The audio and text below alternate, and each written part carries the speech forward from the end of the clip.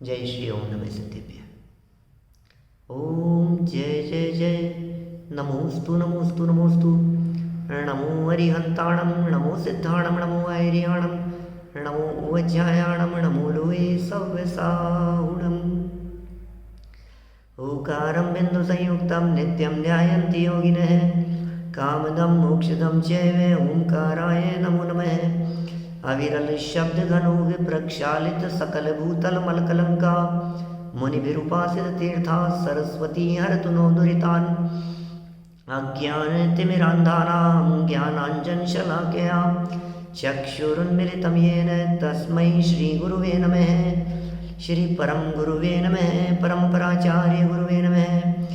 सकल कलुष विध्वंसकं श्रेयसां परिवर्धकं धर्म संबंधकं भव्य जीव मनः प्रतिबोधकारकं पुण्य प्रकाशकं पाप प्रणाशकमिदं शास्त्रं श्री संयम प्रकाश नामधेयम्।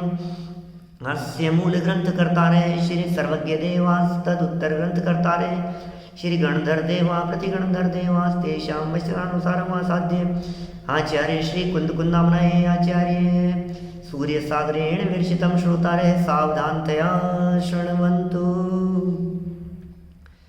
मंगलम भगवान वीरो मंगलम गौतमो गणी मंगलम कुंद कुंदाद्यो जैन धर्मोस्तु मंगलम सर्व मंगल मांगल्यम सर्व कल्याणकारिकम प्रधानम सर्वधर्माणां जैनम जयतु शासनम जैनम जयतु शासनम जैनम जयतु शासनम।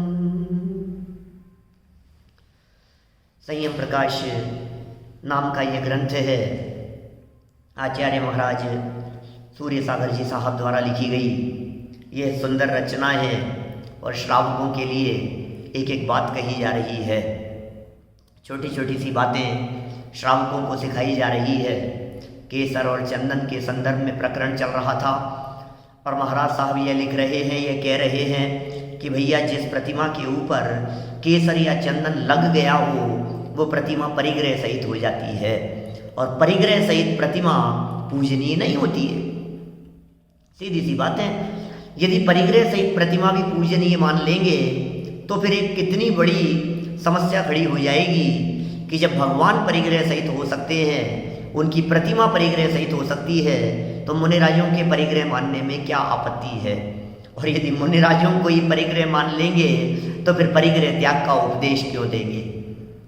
जैन परंपरा में परिग्रह त्याग का उपदेश सर्वोपरि है। बहिरंग परिग्रह का भी और अंतरंग परिग्रह का भी।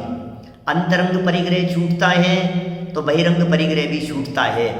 ऐसा हो नहीं सकता कि किसी के जीवन में अंतरंग परिग्रह तो छूट जावे और बहिरंग परिग्रह बना रहे।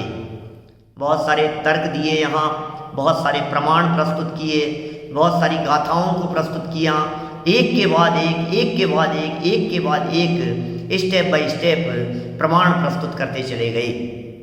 इतने प्रमाण प्रस्तुत किए हैं और लगातार आगम के प्रमाण कुंदकुंदाचार्य देव को यहाँ सामने प्रस्तुत कर दिया।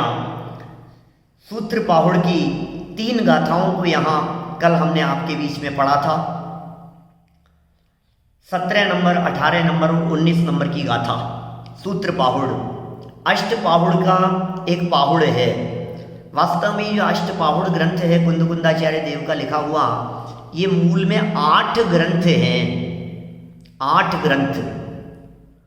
और वो जो 8 ग्रंथ हैं, अब क्योंकि वो छोटे छोटे से ग्रंथ थे, दर्शन पाहुड़, सूत्र पाहुड़, बोध पाहुड़, है ना, चारित्र पाहुड़, बोध पाहुड़, भाव पाहुड़, लिंग पाहुड़, मोक्ष पाहुड़, ये सब जो छोटे छोटे से चैप्टर बने हुए थे। अब चैप्टर नहीं थे, स्वतंत्र ग्रंथ थे। इन सभी ग्रंथों को मिलाकर संकलित करके एक साथ प्रकाशित किया गया। पहले 6 उपलब्ध हुए थे, उन 6 को एक साथ मिला करके प्रकाशित किया। उसका नाम था षट पाहुड़। श्रुत सागर सूर्य आचार्य देव ने उसकी संस्कृत में टीका लिखी है। फिर 2 और मिल गए बाद में। जब 2 और मिल गए तो 6 + 2 और मिल करके 2 ग्रंथ और मिल गए तो ये अष्ट पाहुड़ हो गए। और सबको मिलाकर के एक ग्रंथ दे दिया। अपने को ऐसा लगता है अष्टपावड़ में लिखा है, अष्टपावड़ नामक ग्रंथ में लिखा है। अरे अष्टपावड़ 8 ग्रंथों का नाम है, तो उनमें से ये सूत्र पावड़ की 17, 18, 19 नंबर की गाथा यहाँ प्रस्तुत की है। और इन गाथाओं में क्या लिखा है भैया, 18 नंबर की गाथा देखना, दिल दहला देने जैसी बातें लिखी है, दिल दहला देने जैसी बातें। यही कारण है कि कई लोगों को ऐसा लगने लगा है यार ये कुंदकुंदाचार्य देव को ये हटा दो ना तो हमारा रास्ता ही क्लियर हो जाएगा। ऐसा कुछ लोग सोचने लगे हैं। देखो लिखा है यहाँ 18 नंबर गाथा सूत्र पाहुड़ की। जन्मते शिशुवत अकिंचन नहीं तिल तुस हाथ में, किंचित परिग्रह साथ हो तो श्रवण जाए निगोद में। क्या लिख दिया है, जन्मते शिशुवत अकिंचन नहीं तिल तुस हाथ में, किंचित परिग्रह साथ हो तो श्रवण जाए निगोद में। ओहो, जन्मते हुए शिशु के समान, जन्मते शिशुवत अकिंचन, अकिंचन माने परिग्रह से रहित, अकिंचन कहते हैं परिग्रह से रहित पने को। जहाँ परिग्रह नहीं होता वो अकिंचन पना कहलाता है। जन्मते हुए शिशु की तरह अकिंचन परिग्रह से रहित, और फिर क्या कह दिया, किंचित परिग्रह साथ हो तो श्रवण जाए निगोद में। हो क्या मूल गाथा कह रही है भाई साहब, क्या मूल गाथा कह रही है, कैसी खतरनाक बात कह दी है। भुंजेई पानी पत्ते ढन्नम इकट्ठामी, ओ कैसे शब्द दे दिए हैं। बाल के अग्रभाग में यदि परिग्रह, यदि कोई साधु संत रखते हो, परिग्रह यदि रखते हो तो भाई साहब हमारे जो साधु होते हैं, हमारे जो मुनिराज होते हैं वे निष्परिग्रही होते हैं, वे परिग्रह से रहित होते हैं। श्रवण जाए निगोद में, इतनी कठोर बात कहने की हिम्मत, मुनिराज के बारे में इतनी कठोर बात कहने की यदि कोई हिम्मत रखता था तो वो हिम्मत एकमात्र यदि किसी में हो सकती थी तो वे कुंदकुंदाचार्य देव के अंदर ही हो सकती थी और किसी में नहीं हो सकती है। कैसी खतरनाक बात है। अभी पढ़ूंगा, वापस पढ़ूंगा इसका अनुवाद। पहले 19 नंबर गाथा सुनाता हूं आपको, प्राकृत की 19 नंबर गाथा। देखिए ऊपर दिख रही है आपको। जस परिग्रह गैणम अपम बहुयम च हवै लिंगस, सोगरी हिउर जिण वयणे परिग्रह रहियो निरायारो। क्या लिखा है, पद्यानुवाद पढ़ूं। थोड़ा बहुत भी परिग्रह हो जिस श्रवण के पास में। पद्यानुवाद पढ़ रहा हूं मैं अपनी, इसमें नहीं लिखा हुआ है, संयम प्रकाश में लिखा हुआ नहीं है, हिंदी में सुना रहा हूं उसी गाथा को। वही हूबहू शब्द है प्राकृत वाले। थोड़ा बहुत भी परिग्रह हो जिस श्रवण के पास में, वह निंद्य निर्ग्रंथ होते जिन श्रवण आचार में। हो, जैनों के श्रवणाचार में वे निर्ग्रंथ होते हुए भी निंद्य होते हैं, वह निंद्य है। थोड़ा बहुत भी परिग्रह है जिस श्रवण के पास में। कौन कहे इस कठोरता से बात भाई साहब, कौन कहे इस तरह की बात। थोड़ा बहुत भी परिग्रह जिस श्रवण के पास में दिखाई दे रहा है, अरे मुनि होकर के भी जिसके पास में थोड़ा बहुत भी परिग्रह दिखाई दे रहा है, ये कह रहे हैं भाई साहब ओहो वो निंद्य है, वो निंदनीय है। लेकिन सुनो, यद्यपि कुंदकुंदाचार्य देव सूत्र पाहुड़ की 19 नंबर की गाथा में उसे निंद्य कह करके पुकार रहे हैं, लेकिन ध्यान रखना, मैं श्रावकों से कहना चाहता हूं आपका कोई अधिकार नहीं है किसी भी मुनिराज की निंदा करने का। ध्यान दीजिए, आगम में निंद्य कहा गया है, परिणति में उन्हें निंद्य कहा गया है, अपने आप में उन्हें निंदा होनी चाहिए, अपने परिणामों की उन्हें ग्लानि होनी चाहिए, अपने परिणाम और अपनी क्रिया के प्रति उन्हें पश्चाताप होना चाहिए। श्रावक का कोई दायित्व नहीं बनता है, श्रावक का कोई ऐसी कोई वो नहीं है कि किसी मुनिराज की निंदा करने लगे। नहीं भाई, ये हमारा काम नहीं है, हम किसी की निंदा नहीं करते, हम किसी की आलोचना नहीं करते। हम क्यों निंदा करेंगे? ये तो कुंदकुंदाचार्य देव मुनिराज के बारे में कह रहे हैं कि वे निंद्य हैं, हम थोड़ी ना कह रहे हैं, वे लिख रहे हैं निंदे हैं। निंदे माने क्या होता है? निंदा करने योग्य है। थोड़ा परिग्रह, बहुत परिग्रह है, बहुत निंदनीय है, थोड़ा परिग्रह है तो थोड़ा निंदनीय है। अरे हमारे मुनिराज मोबाइल नहीं रखते भाई, हमारे मुनिराज गद्दे तकिए नहीं रखते, हमारे मुनिराज तकिए पर नहीं सोते, हमारे मुनिराज ये सारे आडंबर दुनियादारी के ये सब नहीं रखते, हमारे मुनिराज पैसे से लेन देन नहीं रखते, वे अपरिग्रही हैं। पैसे का लेन देन नहीं होता, हिसाब किताब नहीं होता, चिट्ठा नहीं रखते, वे अकाउंटेंट नहीं है, वे अपरिग्रही है। ये कितनी खतरनाक बात कह रहे हैं, ये मुनिराज के संदर्भ में ये बात कही है इन्होंने। जरा सुनो आगे क्या कहते हैं। जिन मत में तू परिग्रह रहित निराकार मुनि बस वही वास्तव में पूज्य है। निराकार मुनि होते हैं, परिग्रह रहित होते हैं, वे ही अनगार मुनि कहलाते हैं। परिग्रह रहित होते हैं वे ही सच्चे मुनिराज कहलाते हैं। चलिए कोई बात नहीं, बातें तो बहुत है। जब मुनिराज ही परिग्रह से रहित होते हैं तो भगवान तो परिग्रह से रहित होने ही चाहिए, है ना। देखिए आगे लिखते हैं, 377 नंबर पेज है अपना, 377 नंबर पेज पर चर्चा चल रही है। आगे और भी कहते हैं। अरे लगातार प्रमाण प्रस्तुत करेंगे भाई साहब, मेरा तो मन है फटाफट इन सब बातों को पढ़ें, जिससे क्योंकि समझ में आ गई कितने दिन से कर रहे हैं अपन। महाराज साहब तो यहाँ भी प्रमाण मिला, इसको भी लिख दो, यहाँ भी प्रमाण मिला, इसको भी लिख दो, यहाँ भी मिला, इसको भी लिख दो, इस ग्रंथ में भी, इस ग्रंथ में भी, इस ग्रंथ में भी, धमाधम धमाधम धमाधम महाराज साहब तो लिखे जा रहे हैं। भाई क्या बताएं आपको, हम लिख रहे हैं, जरा सुनिए। यहाँ आगे और भी कहते हैं, त्वमसि सुरासुर महितो ग्रंथिक सत्वाशय प्रणामा महित है, लोकत्रय परमहितो जनावरण ज्योतिरुज्ज्वल धामहित है। बृहद स्वयंभू स्तोत्र का 139 नंबर का ये श्लोक है। हे भगवान वीर, आप सुरासुरों से वंदित और 3 लोक के हितकारक, निरावरण, परिग्रह रहित, उज्ज्वल प्रकाशमान ज्योति सहित पूज्य हो। हे प्रभु आप सुरासुरों से वंदित हो, हे प्रभु आप 3 लोक के हितकारक हो, हे प्रभु आप निरावरण हो, हे प्रभु आप परिग्रह से रहित हो, हे प्रभु आप उज्ज्वल हो, हे प्रभु आप उज्ज्वल प्रकाशमान ज्योति स्वरूप हो, पूज्य हो, हे प्रभु आप 3 लोक के नाथ हो, सर्व परिग्रहों से रहित बना। ये यहाँ इन्होंने स्वयंभू स्तोत्र का प्रमाण देकर के कहा। और भी कहा है भाव पाहुड़ की 55 नंबर की गाथा में, नगत्तन्नम अकज्जम भाव नरहिय जिणेहिम पण्णत्तम।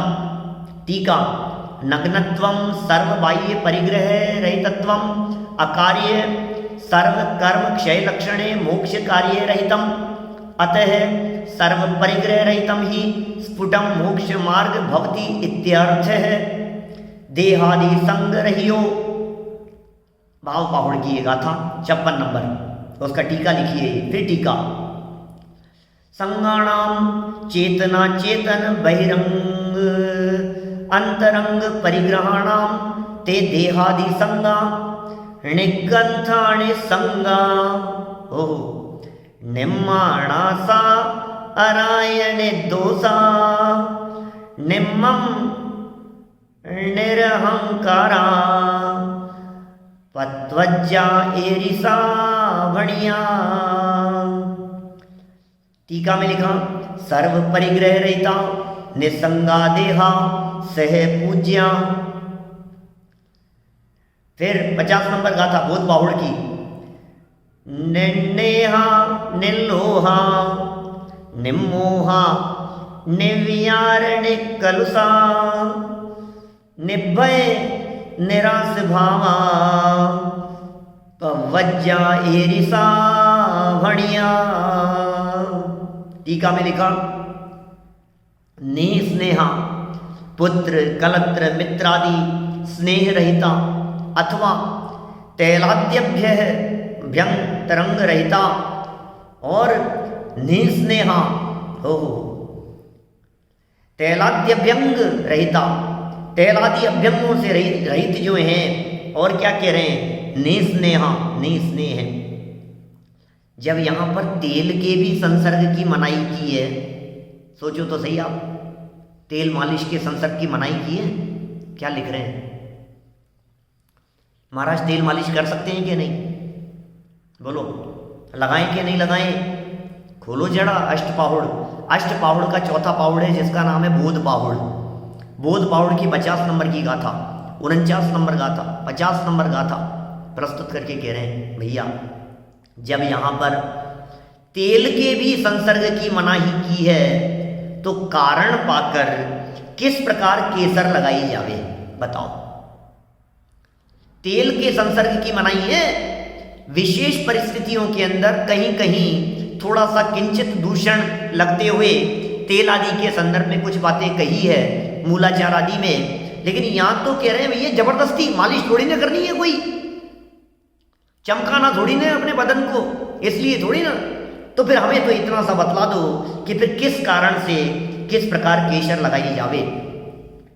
तो वे प्रतिमा परिग्रह सहित शास्त्रकारों ने अवंदनीय मानी है। शास्त्रकारों ने कहा है वो प्रतिमा तो अवंदनीय है, शास्त्रकारों ने कहा है वो प्रतिमा तो वंदनीय नहीं है, कहा भी है। आत्मानुशासन 110 नंबर का श्लोक है। आकिंचनोहमेस्यास्व त्रैलोक्याधिपतिर्भवे योगी गम्यम तव प्रोक्तम रहस्यम परमात्मनः। संसार भर के जितने भी जड़ पदार्थ हैं सो सब मेरी आत्मा से भिन्न हैं और मैं ही सर्व संसार का अधिपति माने परमात्मा ईश्वर हूँ। इस प्रकार की भावना से तू अहत हो जाएगा, अरहंत हो जाएगा। हो ऐसा स्वरूप निरावरण परमात्मा का होता है सो योगियों के गम्य हुआ करता है। और भी कहा है, कितनी कितनी बातें कह रहे हैं। आत्मानुशासन आप जानते हैं, गुणभद्राचार्य देव का लिखा गया यह आत्मानुशासन नाम का ग्रंथ है, श्रावकाचार ग्रंथ है। नीतियाँ बहुत भरी हुई है, छोटी छोटी सी बातें इतनी उल्लिखित की है, समझदारी भरी हुई कि आपको बहुत अच्छा लगेगा। क्रोध के बारे में, मान के बारे में, नैतिकता के बारे में, परिवार के बारे में, समाज के बारे में, राजाओं के बारे में, धन संग्रह के बारे में, संग्रह वृत्ति के बारे में, लोभ वृत्ति के बारे में, भय के बारे में, ऐसे मुनिराजों के संदर्भ में, मुनिराजों की परिग्रह रहित वृत्ति के संदर्भ में खुल करके गुणभद्राचार्य देव कहते हैं। और यहाँ इन्होंने क्या कह दिया है भैया, संसार में जितने भी जड़ पदार्थ दिखाई देते हैं, संसार में जितनी भी वस्तुएं हैं, जितनी भी जड़ पदार्थ हैं, सो सब मेरी आत्मा से भिन्न है।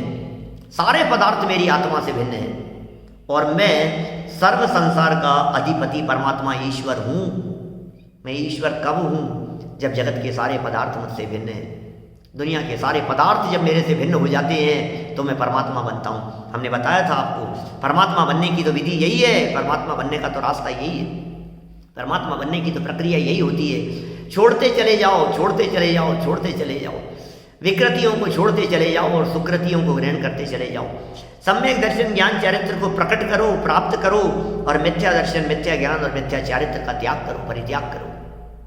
कुदेव कुगुरु कुधर्म के सेवन का त्याग करो, अनीति अन्याय अभक्ष्य का त्याग करो, छोड़ो।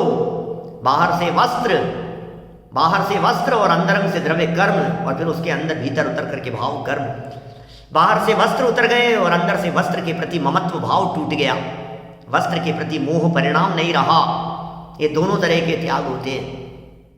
ऐसा नहीं होता कपड़े तो छूट जावे और राग नहीं छूटे, उसे त्याग नहीं कहते।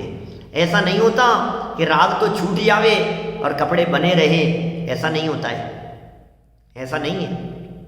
असली त्याग तो रागादि का त्याग ही है, असली त्याग तो अंतरंग त्याग ही है। लेकिन अंतरंग त्याग तब तक त्याग नहीं होता जब तक बहिरंग नहीं होता।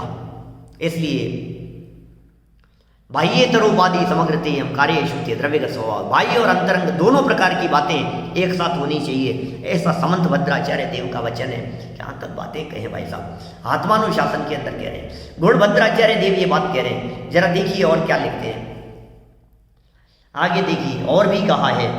आरंभेण दया महिला संगेण नासाय बम बम संकाय सम्मतम पवज्जा अथ गहणेना। आरंभ में रंच मात्र भी दया नहीं होती।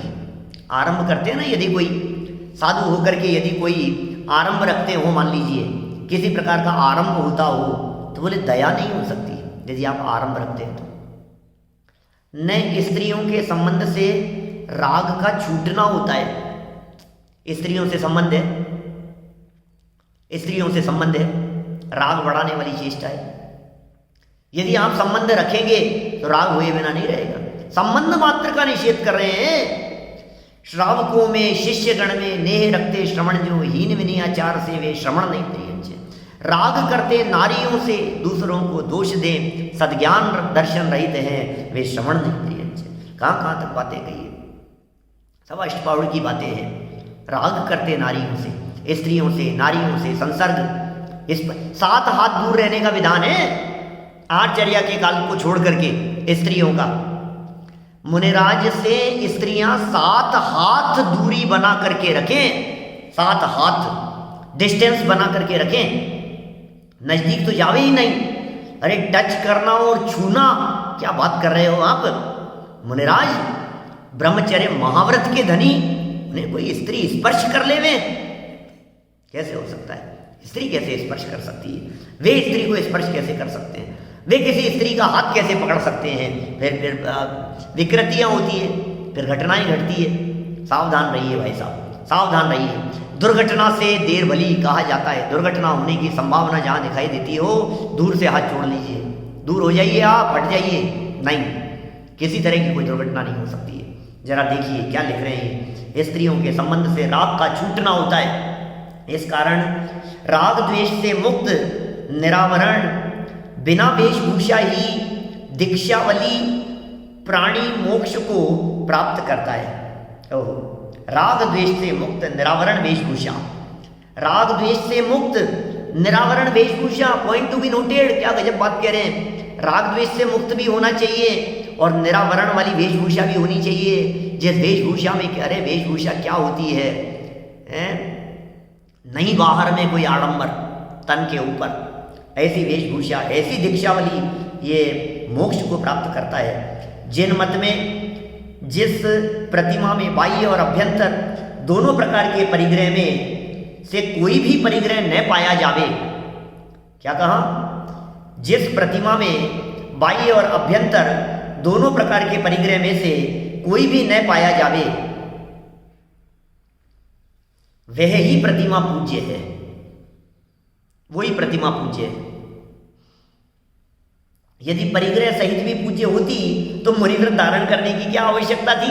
आवश्यकता ही नहीं होती। कितना सुंदर आज के प्रवचन का हेडिंग भी यही दिया ना अपन ने।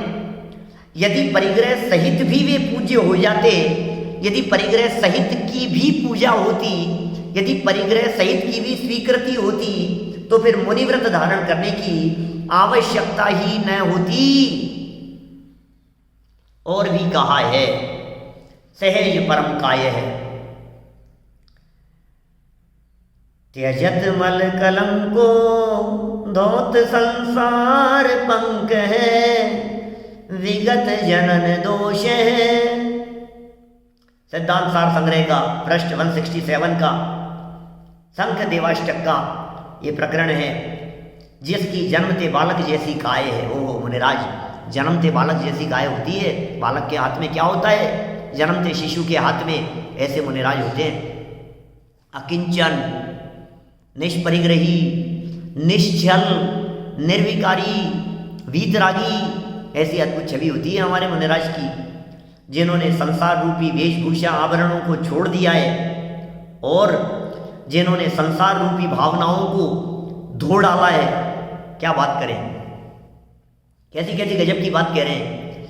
जिन्होंने संसार रूपी भावनाओं को धो डाला है, उनकी चर्चा कर रहे हैं। कौन है ऐसे जिन्होंने संसार रूपी भावनाओं को धो डाला है? वे होते हैं मुनिराज। तथा जिन्होंने आभरण, वेशभूषा, अलंकार, संसारी जीवों का सा सर्वथा त्याग दिया है, ऐसे निर्मल पवित्र भगवान का स्वरूप ही वंदन करने योग्य है, अन्यथा नहीं। अरे ऐसे निर्मल भगवान का स्वरूप वही वर्णन करने योग्य है। चलिए बढ़ते हैं, थोड़ा सा 2-3 पेज पढ़ने का मन है क्या? प्रकरण सब यही है, बातें बस पढ़ते चले जाइए आप क्या लिख रहे हैं। तमूले पलियंकग जिण पड़िमा पड़िदी सम्मिच तारी चौतोरण जत्ताते भवने सुच जम्बुमाणदा। त्रिलोक सार व्यंतरलोक अधिकार का ये प्रकरण है। जिन चैत्य वृक्षनि के मूल विषय पल्यंक आसन की, पल्यंक आसन लगा करके अलग अलग तरह के आसन होते हैं, ऐसे जिन प्रतिमा एक दिशा करी 4-4 पाइये है, एक दिशा करी 4-4 पाइये है। बहुरी ते प्रतिमा चारी तोरण द्वारनी करी संयुक्त हैं। वो सब प्रतिमाएं 4 तोरण द्वारों से संयुक्त है। बहुरी भवननि विषय ते चैत्य वृक्ष हैं। ते आगे जम्बू द्वीप का वर्णन विषय जम्बू वृक्ष के परिकर का प्रमाण कहेंगे, तांते अर्ध प्रमाण जानने। और देखो त्रिलोकसार वैमानिक अधिकार से और गाथा दिए। चौवेत दुमा जम्बुमाणा कप्पे सूताण चौपासे पल्लंक गजिण पड़िमा पत्तेयम ताणी वन्नामी। सौधर्मादिक कल्प विषय चारों वन संबंधी 4 चैत्य वृक्ष हैं। ते एक एक जम्बू वृक्ष प्रमाण समान प्रमाण धरे। जम्बू वृक्ष का ऊंचाई आदि का प्रमाण आगे कहेंगे। तिहि समान ये जानना। बहुरी तिन एक एक चैत्य वृक्षनि के चारों पार्श्व विषय पल्यंकासन की जिन प्रतिमा विराजे हैं, तिनको मैं कहूँ हो। यहाँ पर जो प्रतिमा जी बतलाई है तो बिना वेशभूषा की है। देखो प्रतिमा के बारे में ये प्रमाण क्यों दिए, ये क्या पद्मासन जिसी तरह का थोड़ा पद्मासन जैसा ही आसन होता है, थोड़ा सा और मुड़ा हुआ जैसा पल्यंकासन। ये कह रहे हैं यहाँ जो प्रतिमा जी बतलाई है तो बिना वेशभूषा की है। उन प्रतिमा जी के पास दरवाजे पर तो तोरण वगैरह का है, परंतु प्रतिमा जी के वास्ते कोई आडंबर जैसे केसर पुष्प का वर्णन नहीं किया है। त्रिलोकसार का प्रमाण प्रस्तुत किया है। किसी भी तरह का केसर पुष्प ये वो आडंबर भगवान की प्रतिमा के साथ में हो, ऐसा नहीं होता है। क्यों करें, वहाँ पर कोई वेशभूषा है ही नहीं। यदि होता तो वर्णन करते। इस कारण ऐसा वर्णन कर कौन नरक निगोद का बंध बांधे भाई साहब, कौन नरक निगोद का बंध बांधे ऐसा वर्णन करके। जिनेंद्र देव की प्रतिमा के स्वरूप को बिगाड़ कर इस तरह की बातें कह करके कौन नरक निगोद का बंध बांधे, क्योंकि सिद्धांत तो जिन प्रतिमा को निरावरण मानना है। भैया सिद्धांत तो ये है प्रतिमा निरावरण होती है, सिद्धांत तो ये है प्रतिमा निरावरण होती है। सिद्धांत तो ये है जिनेंद्र देव की प्रतिमा के किसी भी प्रकार का आवरण और आडंबर नहीं होता है, निरावरण मानना। अतः शास्त्र विरुद्ध को कौन निष्पादन करे तथा दुर्गति का बंध बांधे। सबका निष्कर्ष यह ही है कि प्रतिमा बालक के समान शुद्ध निर्विकार ही पूज्य है, अन्यथा अपूज्य है। आगे और भी कहते हैं धम्म रसायन सिद्धांत संग्रह में और भी बात कहते हैं। संपूर्ण चंद वपणो जड़ मऊड विवज्जी ओ निराहरणो पहरण जुवई विमुक्को संति परो होई परंपा। कुछ शब्द में भी ऐसे लगते हैं कहीं कहीं जो ये श्लोक वगैरह लिखे हुए हैं, वास्तव में इनकी प्रूफ रीडिंग ढंग से होनी चाहिए। अक्षर मात्राएं कम ज़्यादा हो जाती है तो सब बिगड़ जाता है, फिर कहीं ना कहीं कोई मिस्टेक जैसी लगती है। निभूषणो विसोहई को होए अपम ओ मणो नथी जम्मा विपार रहितो रहियो निरंबरो मनोहरो तम्हा। धम्म रसायन बड़ा गजब का ग्रंथ है। लिखते हैं ये जिनके शरीर की आकृति चंद्रमा के प्रतिबिंब से भी करोड़ गुणी स्वच्छ जटा हो, मुकुट तथा आभरणों से एवं वेशभूषा से रहित स्वच्छ तो है ही, स्वच्छ के बाद में कोई डैश वैश इस तरह का कोई चिन्ह आना चाहिए। फिर लिखते हैं जटा मुकुट तथा आभरणों से एवं वेशभूषा से रहित, शांतिमय, सांसारिक विषय कषाय, स्त्री संग से रहित है। हे जिनेंद्र, ऐसा आपका स्वरूप है, ऐसा आपका स्वरूप है। जिनके किसी प्रकार के भूषणों से, क्या लिखा, जिनके किसी प्रकार के भूषणों से शोभा नहीं, और न जिनके किसी प्रकार का क्रोधाधिक विभाव ही है, और जिनके किसी प्रकार का अंबर अर्थात लेप आभूषण नहीं। हे जिनेंद्र, आपका ऐसा महामनोहर स्वरूप जैसा त्रिलोक में अन्य पुण्याधिकारी जीवों को नहीं, सो भी निरावरण, आयुध रहित, जन्मते बालक के समान संसारी जीवों का हितकारी है। ऐसे आप जयवंत रहो। अभी बातें तो जिनेंद्र देव की प्रतिमा के संदर्भ में इतनी इतनी कहते हैं, मन तो करता है यहीं रुक जाओ, दूसरा मन कहता है कि नहीं नहीं पूरा कर यार, क्या करना है, नया प्रकरण शुरू करेंगे, ऐसा मन होता है। पूजा के द्रव्यों की चर्चा करेंगे कल से। देखो 2 पेज और है, फटाफट पढ़ते हैं अपन। बातें तो समझ में आ रही है ना। कौन है भैया जिनेंद्र देव, कैसे होते हैं? नहीं आडंबर, निर्लेप, क्रोधादि विभावों से रहित। ओहो, मनोहर है आपका रूप, निरावरण है, आयुध से रहित है, जन्मते बालक के समान है, हितकारी है, आप जयवंत रहे। निराभूषण विगत दूषण, तुम्हारी सदा जय होवे। निराभूषण विगत दूषण, तुम्हारी सदा जय होवे। इस प्रकार जिनकी देवों करी स्तुति पाई जावे, सो देव पूज्य हैं। और भी कहा है, देखो, निग्रंथ मोह मुक्का। ओहो, निर्ग्रंथ कौन होते हैं? मोह मुक्का। निग्रंथ मोह मुक्का, जो मुनि निर्ग्रंथ, अंतरंग और बाह्य परिग्रह से रहित हैं, वह ही आकृति जिन प्रतिमा की पूज्य मानी है। और भी कहा है, कितना स्पष्ट कह दिया है, अंतरंग और बहिरंग परिग्रह से रहित जो आकृति होगी, बस उसे ही पूज्य माना है। अन्य लिंग ग्रहात परिग्रहा जिन लिंगेन मुच्यते।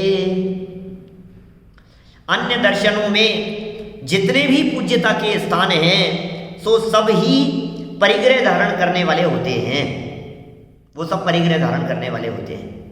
परंतु संसार में एक यह जैन धर्म ही परिग्रह, वेशभूषा, आवरण रहित आत्मा अथवा प्रतिबिंब को पूजने वाला है।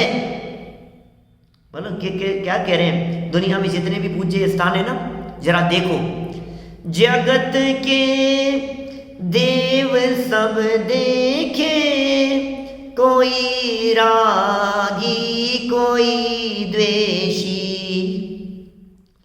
किसी के हाथ आयुध है, किसी को नार भाती है। किसी के हाथ में आयुध है, किसी को नार भा रही है। यहां लिख रहे हैं, ये पूरे दुनिया के देवी देवताओं को जरा चिराग लेकर के ढूंढो आप। वीतरागी जिनेंद्र देव की प्रतिमा जैन मत सिवाय अन्यत्र पाई नहीं, अन्य कहीं नहीं मिलती है। हो, क्या लिख रहे हैं? संसार में एकमात्र ये जैन धर्म ही है जो परिग्रह, वेशभूषा रहित, आवरण रहित आत्मा अथवा प्रतिबिंब, देखो सर्व प्रकार के आवरणों से रहित है आत्मा। अपना त्रिकाली आत्मा जो है ना, चैतन्य देव जो अंदर विराजमान है, वो असली देव। ये कह रहे हैं, ऐसी वेशभूषा, आवरण से रहित आत्मा अथवा प्रतिबिंब को पूजने वाला है, तब ही इन आत्माओं का कल्याण होता है। जो जीव परिग्रह रहित ऐसी आत्माओं को पूजते हैं, जो जीव परिग्रह रहित, राग द्वेष से रहित अपने चैतन्य का अवलंबन लेते हैं, सच में उनका कल्याण होता है। जो जीव परिग्रह रहित बाह्य प्रतिमाओं को पूजते हैं, उनका कल्याण होता है। किनका कल्याण होगा जगत में? अरे परिग्रह रहित परमात्मा की पूजन करो। अरे परिग्रह रहित जिनेंद्र देव को देखो, अरे निष्परिग्रही हमारे जिनेंद्र देव प्रभु परमात्मा को देखो, यदि आत्मा का कल्याण करना चाहते हो तो इससे आत्मा का कल्याण होता है और अन्य का कल्याण करते हैं। और भी कहा है वालग्ग कोड़ी मत्तम परिगह गहणम न होई साहूणम। ओ सूत्र पाउड 17 नंबर का था, वापस प्रस्तुत किया। बाल के अग्रभाग की कोटि भाग करिए, तिनमें से एक अणु मात्र भी परिग्रह साधु के नहीं होवे हैं, और ग्रहण करें तो जिन सूत्र से विरुद्ध है। अणु मात्र भी यदि परिग्रह ग्रहण कर ले वे तो कह रहे हैं जिन सूत्र से विरुद्ध है, जैन नहीं है भाई साहब, वो जैन साधु नहीं हो सकते हैं। भगवान कुंद कुंद ने जो प्रतिमा का स्वरूप बताया है उसे लिखते हैं सपरा जंगम देहा दंसण नाणेन शुद्ध चरणाणम निगंथ वीराया जिणमग्गे एरिसा पड़िमा। दर्शन ज्ञान करी शुद्ध है, निर्मल है चरित्र, जिनके तिनकी स्वपरा कहिए तथा पर की चालती देह है, सो जिन मार्ग विषय जंगम प्रतिमा मानी है, अथवा स्वपरा कहिए आत्मा ते पर कहिए भिन्न है, ऐसी देह सो कैसा है निर्ग्रंथ स्वरूप है, जाके कछु परिग्रह का लेश नहीं है, सो ही दिगंबर मुद्रा मान्य है। ये मुझे लगता है ये सब थोड़ा बहुत कुछ ध्यान नहीं दिया गया है, इसलिए रिपीट भी हुआ है। माने रिपीटेशन जैसा लग रहा है ना अपने को। पाक्षिक प्रतिक्रमण में लिखा है अपम वा बहुवा अणुम वा थूलम वा सचित्तम वा अचित्तम वा अमुत्थम वा बहित्थम वा अविवालग्ग कोड़ी मित पिणेव स्वयं इति। अल्प बहुत अणु स्थूल सचित अभ्यंतर बाह्य किसी प्रकार का भी एवं बाल के करोड़वां भाग भी मेरे परिग्रह न हो, ऐसा कहा है। बाल के करोड़वां भाग भी मेरे परिग्रह नहीं हो, किस तरह की बात कही है। क्रियाकलाप ग्रंथ के पृष्ठ 101 छापे के पंक्ति 14वीं में लिखा है कि जिसके पास बाल के करोड़वें भाग भी परिग्रह हो वह संयमी नहीं हो सकता। क्या क्या बातें लिख दी। बाल के करोड़वें भाग भी यदि परिग्रह हो वो संयमी नहीं हो सकता। ज्ञानार्णव में कहा है, और सुनो, निशेष भव संभूतम क्लेश द्रुमहुताशनम शुद्धमत्यंत निर्लेप ज्ञान राज प्रतिष्ठित निर्लेपो निष्कलह शुद्धो निष्पन्नोत्यंत निर्वृत्त है निर्विकल्पश्च शुद्धात्मा परमात्मेति वर्णित है। जो संपूर्ण संसार में अनेक पर्यायों में उत्पन्न किए हुए कर्मों को एवं क्लेश रूपी वृक्षों को दग्ध करने वाला अग्नि रूप शुद्ध अत्यंत निर्लेप ज्ञान साम्राज्य अर्थात सर्वज्ञता पर निर्लेप निकल शुद्ध अत्यंत निवृत्त निर्लिप्त और शुद्धात्मा होकर स्थित हो उसे परमात्मा कहते हैं। कैसे कहते हैं परमात्मा? एक एक शब्द की तरफ यदि ध्यान दो, और अभी यदि मैं एक एक शब्द की यदि व्याख्या करूं तो आपके ख्याल में आए ये बातें। क्या क्या कह रहे हैं जरा सुनो, एक एक शब्द की तरफ थोड़ा सा ध्यान दीजिए। ये क्या कह रहे हैं? ये वृक्षों को दग्ध करने वाला अग्नि रूप वृक्षों को दग्ध करने वाला क्लेश रूपी वृक्षों को दग्ध करने वाला हो शुद्ध अत्यंत निर्लेप ज्ञान साम्राज्य है। उनका ज्ञान निर्लेप है, उनका ज्ञान निर्लिप्त रहता है। ऐसे सर्वज्ञता देखिए क्या कह रहे हैं परमात्मा कह दिया। सहस्त्र नाम में भी 1008 नामों से निर्लेप लिखा है। प्रभु के 1008 नाम हैं और उनमें निर्लेप लिखा है। सहस्त्र नाम की चर्चा जहाँ आई है। व्योम मूर्ति अमूर्तात्मा निर्लेपो अमल लोचन है। व्योम व्योम मूर्ति, व्योम अमूर्ति, अमूर्तात्मा, निर्लेपो अमल लोचन है। उल्लिखित अनेक प्रमाणों से भगवान परिग्रह रहित और निर्लेप हैं। ये सिद्ध किया जा चुका है, ये बात सिद्ध की जा चुकी है कि भगवान निर्लेप हैं और परिग्रह से रहित हैं। अतः भगवान के ऊपर केशर का लेपन करना आगम विरुद्ध समझकर नहीं करना चाहिए। ओहो, भगवान के ऊपर केशर का लेपन करना आगम विरुद्ध है। कितने, कोई मैं समझता हूँ कोई 50, 60, 70, 100 प्रमाण दे दिए होंगे यहाँ। अभी गिनने लोगों तो 50 से ज़्यादा तो निकलेंगे कम से कम, इतने प्रमाण प्रस्तुत कर दिए। भगवान की प्रतिमा परिग्रही होती है, परिग्रह रहित होती है, परिग्रह रहित है, परिग्रह का व्यापार मत करो, परिग्रह से भिन्न देखो, परिग्रह से न्यारा देखो, भगवान जैनेन्द्र देव की प्रतिमा को परिग्रह से रहित देखो। कितनी कितनी तरह से ये बातें लिख रहे हैं। बोलो क्या लिखा है? देखिए, आगम विरुद्ध समझकर नहीं करना चाहिए। आगे जिन प्रतिमा का स्वरूप कहते हैं, बोध बाहुड़ की 16 नंबर की गाथा। जिण बिंबणाणमयम संयम शुद्धम सुवीयरायम च जम देह दिक् सिक्खा कम अक्षय कारणे शुद्धा। ओ बोध बाहुड़ कुंदकुंदाचार्य देव के वचन है भाई साहब। कुंदकुंदाचार्य देव के वचन है। भगवान कुंदकुंद स्वामी क्या लिख रहे हैं जरा सुनिए। जिन बिंब कैसा है? ज्ञानमयी, संयम करी, शुद्ध है। जिन बिंब कैसा है?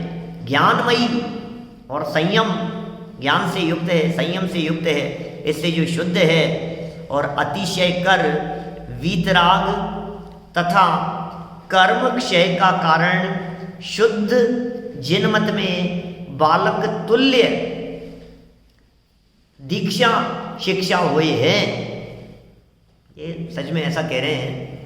यहाँ जो बात कही है ना, ज्ञानमयी, संयम से युक्त हैं, शुद्ध हैं और अतिशय वीतराग हैं तथा कर्म क्षय का कारण शुद्ध जैन मत। ये दीक्षा की बात कही। दीक्षा कैसी होती है? जैनेन्द्र देव की दीक्षा किस प्रकार की होती है? तो जो दीक्षा से तुल्य है, बालक के समान है, दीक्षा के समान है, पूज्य चिन्ह दीक्षा के समान है, निर्विकारी है, संयम से शुद्ध है, पूज्य है, ये ऐसा कहना चाहते हैं यहाँ भाई साहब। जैनेन्द्र देव का बिंब भी उसी प्रकार का होता है। और भी कहा है, सुनो जरा। निगंथे जिणमग्गे संख्ये वेणम जहाँ खादम।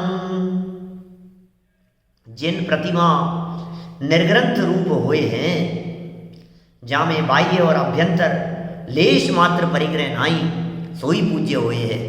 और भी कहा है, जैनेन्द्र देव की जो प्रतिमा होती है वो अंतरंग और बहिरंग से लेश मात्र भी परिग्रह से युक्त नहीं होती, लेश मात्र भी परिग्रह से युक्त नहीं होती है।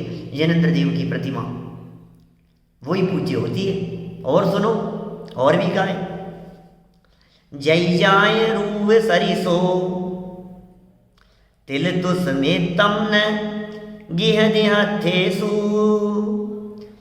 जैले अप बहुयम तत्तो पुणजने गोदम।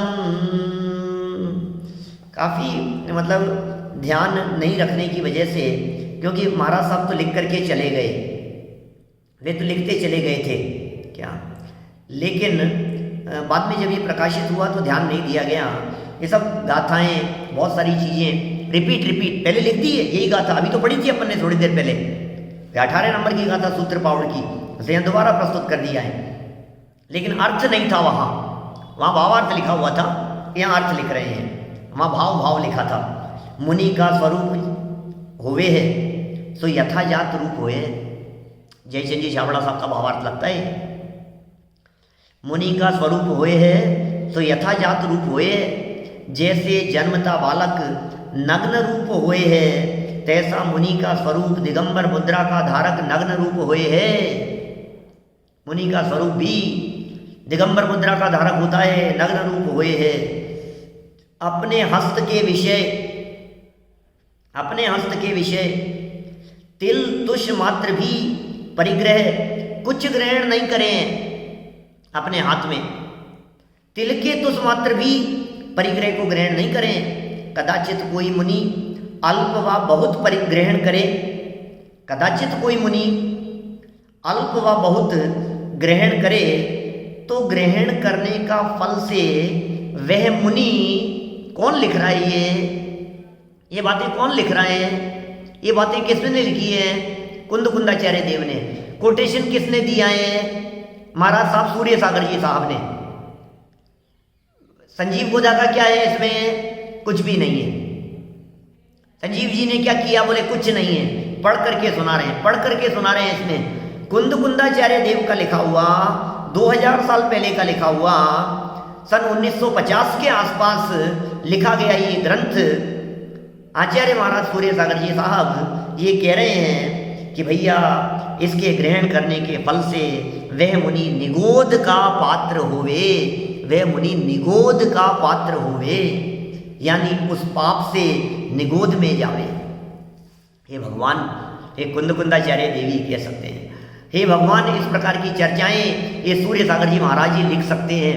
क्या जरूरत थी कुंदकुंदाचार्य देव की बातों को यहाँ लिखने की? समाज में क्यों लिखी इन्होंने 2000 साल पहले की बातों को? ये महाराज साहब आप ये दोबारा क्यों उनको उतार करके लिख रहे हो? क्यों खोल खोल करके दिखा रहे हो हमारे को ये शास्त्र खोल खोल करके क्यों बतला रहे हो? क्या जरूरत है इन शास्त्रों को खोल खोल करके दिखाने की कि भैया विकृति बहुत है, भैया विकृति बहुत है, अपना लोटा छान करके पीना, ये कहना चाहते हैं। भैया बहुत कंकर मिले हुए हैं, भैया बहुत जगह जगह पर कांटे हैं, भैया सावधान रहना। इसलिए आचार्य महाराज साहब कहना चाहते हैं भैया, यानी उस पाप से निगोद में जावे। चलो अंतिम प्रमाण प्रकरण संपन्न हो रहा है अपना, फिर नित्य पूजन के स्वरूप की चर्चा करेंगे कल से। ये खत्म हुई बात। ये लिख रहे हैं, पुरोरंग वल्यात ते भूमि भागे सुरेन्द्रोपनीता बभौ सा सर्पया शुचि द्रव्य संपत् समस्तैव भर्तुः पदोपास्ति मिज्जुः श्रिता तच्चलेन। आदि पुराण पर्व 23 107 नंबर का यह श्लोक है। अर्थ, सुरेंद्र निकर कल्याण पूजा का द्रव्य जो सो श्री जिनेन्द्र भगवान के चरण कमल के पास रंगावली की भांति भूमि के भाग में से चढ़ाया। देखो आदि पुराण का है, यहाँ पर जो चरणों पर केसर पुष्प चढ़ता होता तो इंद्र जो पूजन का द्रव्य लाया था उसमें केसर पुष्प जरूर लाता और उसे पृथ्वी पर रंगावली के समान क्षेपण करता, यह चरणों पर ही चढ़ाता। परंतु ऐसा न होने से पृथ्वी पर चढ़ाया। क्या बात कह रहे हैं, पृथ्वी पर चढ़ाया उसने, क्योंकि वीतराग को सराग बनाने के बराबर अन्य पाप नहीं है। याते देवों ने सामग्री चरणों के पास ही चढ़ाई। अरे अरे अरे भाई, अरे भाई, अंतिम वाक्य बहुत गजब का कह दिया है। प्रकरण संपन्न कर दिया है अपन ने यहाँ। अब ये प्रकरण दोबारा, ये चंदन केसर संबंधी प्रकरण अभी फिलहाल यहाँ नहीं है। अभी ये क्या लिख रहे हैं, ये पूजा की चर्चा करेंगे आगे। और ये लिख दिया है, वीतराग को सराग बनाने से समान अन्य कोई पाप नहीं है। ओहो, इससे बढ़कर कोई क्या पाप हो सकता है? वीतरागियों को रागी बना दिया, आकशाइयों को कशाई बना दिया, अपरिग्रहियों को परिग्रही बना दिया। इससे बड़ा और पाप क्या होगा? कितना बड़ा पाप है। ऐसा पाप हमसे नहीं हो जाए, हम नहीं कर सकते जीवन में कोई ऐसा पाप। अरे क्या धर्म हो जाएगा उससे? यदि नहीं लगाएंगे तो क्या छूट जाएगा? मुझे ये तो बतलाओ, हमसे क्या छीन लिया? यदि हमने किसी प्रतिमा के ऊपर केसर चंदन यदि नहीं लगाया तो हमसे क्या छीन लिया? ये तो बतलाओ, हो क्या गया उसमें? फर्क क्या पड़ गया? उसी से धर्म होगा। अरे अपने सर पे लगा लो ना, ऐसे ऐसे तिलक लगा लो अपने सर पर केसर का। भगवान के लगाना जरूरी है क्या? प्रक्षाल करो भगवान का, उत्तम वस्त्र पहन करके करो, शुद्धता से करो, बहुत विचार विवेक पूर्वक करो, भगवान की गौरव गरिमा बनाए रखो, परिग्रही मत बनाओ उन्हें। इससे बढ़कर कोई पाप नहीं है। इतना खतरनाक शब्द ये महाराज साहब ने दे दिया है, मुझे तो ऐसे लगता है इससे ज्यादा और कठोर शब्दों के अंदर क्या बात कह सकते थे। अंतिम वाक्य है इस प्रकरण का, वीतराग को सराग बनाने के बराबर अन्य पाप नहीं है। लो, कितना खतरनाक वाक्य है। दिल में लग जाए तो लग जाए, इतने प्रमाण देने के बाद भी, इतने आगम प्रमाण धड़ाधड़ प्रस्तुत करने के बाद भी। अब मैं कहता हूँ दूसरा कोई प्रमाण किसी का लिखा हुआ आप ला करके भी यदि हमारे को बता देवेंगे, देखो लिखा है चंदन लगाने, तो उससे धर्म हो जाएगा क्या? धर्म तो अपने आत्मा को जानने का नाम है, धर्म तो राग द्वेष मिटाने का नाम है, धर्म तो कषाय मिटने का नाम है। मुक्ति तो कषाय मिटने से होती है भाई साहब। राग नहीं मिटा, कषाय नहीं मिटी, विभाव भाव नहीं मिटा, तू मैं लड़ाई झगड़े होते रहे, क्या धर्म हो जाएगा इससे? इसका नाम कोई धर्म थोड़ी है। कहाँ उलझ गए हैं हम। इस तरह से ये बातें जिनेंद्र देव के चरणों के समीप, जिनेंद्र देव की प्रतिमा के चरणों के समीप इन पदार्थों को चढ़ाने में किसी भी प्रकार का कोई दोष वाली बात इन्होंने यहाँ नहीं कही है। बस इतना ज़रूर कहा है कि कम से कम भगवान की प्रतिमा को निर्दोष रखें, भगवान की प्रतिमा के ऊपर कम से कम इन चीज़ों को नहीं चढ़ाएं। ये बात इनको यहाँ कहनी है। और मैं समझता हूँ इन बातों को सुनकर समझकर जिसका चित्त बदलना होगा उसका बदलेगा, फिर नहीं भी बदले तो कोई बात नहीं, जिसको जो करना है सो करो। हम तो लड़ाई करते नहीं, हम तो विवाद करते नहीं भैया। इन सब बातों को समझकर हम अपने जीवन को निर्मल करें, पवित्र करें। इसी भावना से बात को यहीं विराम देता हूँ। जनमणि स्तुति। जावाणी के ज्ञान ते सुझे लोकालोक, सोवाणी मस्तक नमू सदा देत हूँ रोक, सदा देत